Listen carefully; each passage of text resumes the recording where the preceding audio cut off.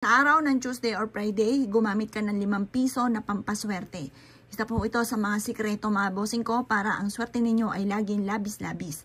Ang bilog mga bossing ko ay pabibilisin ito ang takbo ng magandang kapalaran lalo na sa pera. Ang silver ay nagtataboy ng mga bad spirit, nag-a-attract po ito ng swerte lalo na sa pera. Ito po mga bossing ko, ang silver ay takot din po dito yung mga gumagamit ng black magic. Kaya ito ang gagamitin po natin. Ngayon, ilalagay nyo ito sa palad po ninyo at magwi-wish po kayo. Sabihin nyo po sa pamamagitan ng pampaswerteng ito ay kakapitan ako ng swerte at lahat ng kamalasan na pinagdadaanan ko ay itinatapon ko na. Puro swerte ang darating sa akin, maraming pera ang darating sa akin. Ganyan ang mga pagwi-wish ng walang gamit na sana, direct to the point. Simula na ito na aking tagumpay, simula na ito na aking pag-asenso, hindi na ako maghihirap pa, makakamit ko ang lahat na aking mga ninanais. At pagkatapos nyo po mag-wish mga bossing ko, ibilad ito sa sinag po ng araw at ito ang gagawin na nating lucky charms yung 5 pisong ito mga bossing.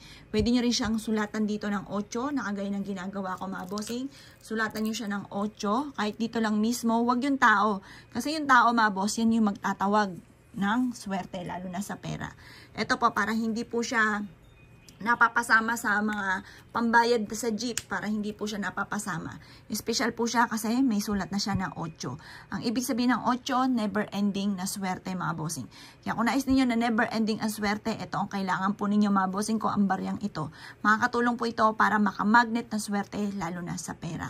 At ang silver mga bossing, pantaboy po yan ng malas. Kaya kung piling nyo lagi ang minamalas, ito ang kailangan po ninyo. Basta lagi nyo siyang dadalhin. Huwag nyo itong ipagsasabi kahit kanino. Kasi pag may nakakaalam, nauudlot ang swerte. Para tuloy-tuloy ang pasok ng swerte, ito lamang po ang dapat ninyong gawin mga bossing ko. At makakatulong po siya para lumevel up ang inyo pong swerte.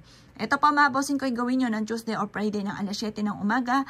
At ang paggawa ng pampaswerte ay hanggang alas 8 lamang po ng umaga.